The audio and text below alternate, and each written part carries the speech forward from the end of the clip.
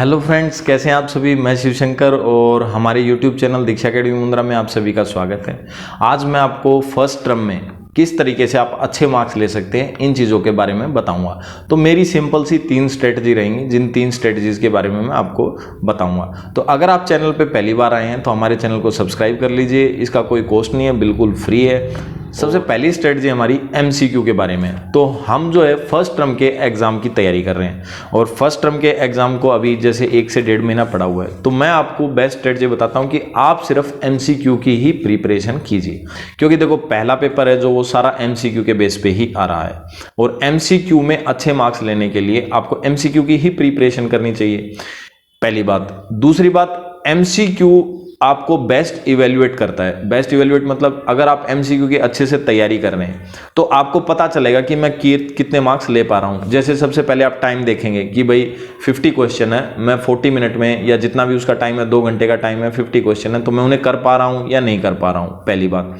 दूसरी बात, आपको टाइम के साथ साथ ये भी देखना है कि मैं क्वेश्चंस को अच्छे से सोल्व कर पा रहा हूं या नहीं कर पा रहा हूं। जैसे सपोज करो एक क्वेश्चन है, उसमें 3 ऑप्शन दिए हुए हैं और 4th जो ऑप्शन है उसमें लिखा हुआ है कि ऑल ऑफ द अबोव। आपने पहला ऑप्शन पढ़ा, पहले ऑप्शन में उसका अच्छा आंसर था, आपने सोचा कि हाँ यही है, आपने उसको टिक किया और आपने क्वेश्चन स्विच करके दूसरे पे चले गए।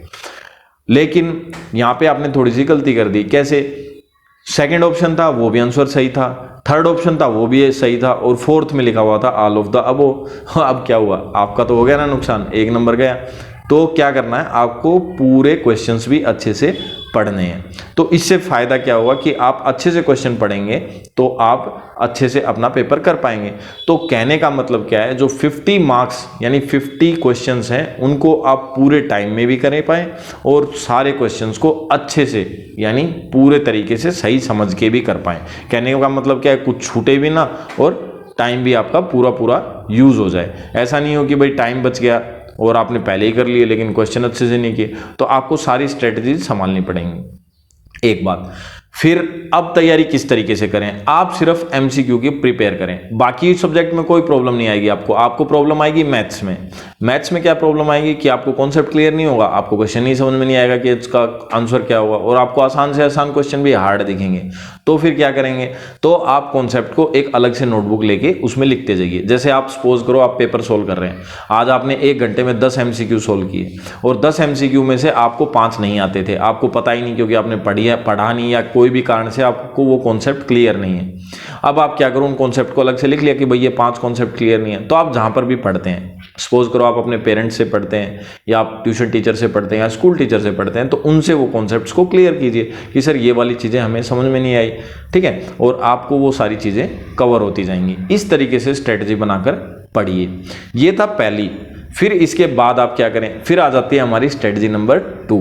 अब स्ट्रेटजी नंबर 2 में क्या करेंगे, स्ट्रेटजी नंबर जो 2 है ना, उसमें हम करेंगे इवेल्युएशन। इवेल्युएशन का क्या मतलब है, जो भी आपने पढ़ा, सपोज करो मैंने बताया आपने 5 सब्जेक्ट हैं, 5 के सिर्फ एमसीक्यू की प्रैक्टिस की, आपको अच्छे से आ गया। अब क्या हुआ, अब आप उसको इवेल्युएट करोगे कि मैंने सही किया है या नहीं। खाली करना ही मतलब नहीं है, हम उसे चेक करेंगे अच्छे से और जो जो क्वेश्चन हमारे गलत हैं उनको हम डीपली एनालाइज करेंगे, इसमें क्या गलती हुई। हर सब्जेक्ट के क्वेश्चंस को हम डीपली एनालाइज करेंगे। जैसे मान लो मैथ में आपने किया, मैथ में आपने 50 क्वेश्चन किए और 50 में से आपके 40 गलत हो गए, 10 नंबर आए आपको। ओह, बट्ठा बैठ गया आपका। तो अब क्या करेंगे, अब करेंगे ये कि बाकी जो 40 गलत हुए हैं उनको अच्छे से प्रैक्टिस करेंगे, समझेंगे, इवेल्युएट करेंगे कि क्या हुआ। और वो कैसे पता चलेगा, वो पता चलेगा आपको एमसीक्यू शीट से।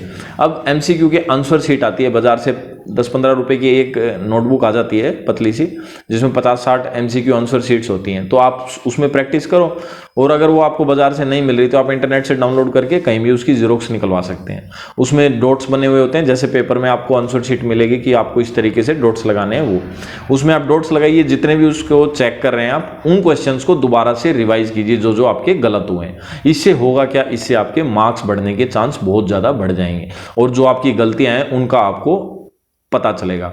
सबसे इंपॉर्टेंट पार्ट होता है एमसीक्यू में कि गलतियां रिड्यूस करना, और एमसीक्यू ही प्रैक्टिस करोगे तो ही गलतियां रिड्यूस होंगी।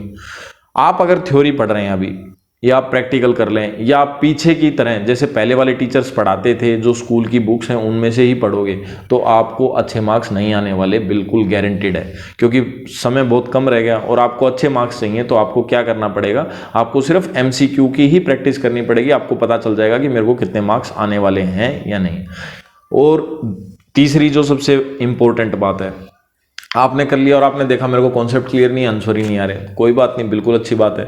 आप बुक्स के चैप्टर उठाइए, जैसे सपोज करो आपने साइंस का केमिकल इक्वेशंस का कोई चैप्टर उठा लिया, ठीक है। अब आप उसमें से सिर्फ MCQ बनाइए, एक एक नंबर के। खुद प्रैक्टिस मत कीजिए, ना याद कीजिए, कुछ भी नहीं, सिर्फ आपको क्वेश्चन बनाने हैं। क्वेश्चन बनाओ, आप दिमाग में रखो कि ये क्वेश्चन बनाना है, क्वेश्चन बनाओ आंसर बनाओ, क्वेश्चन बनाओ आंसर बनाओ।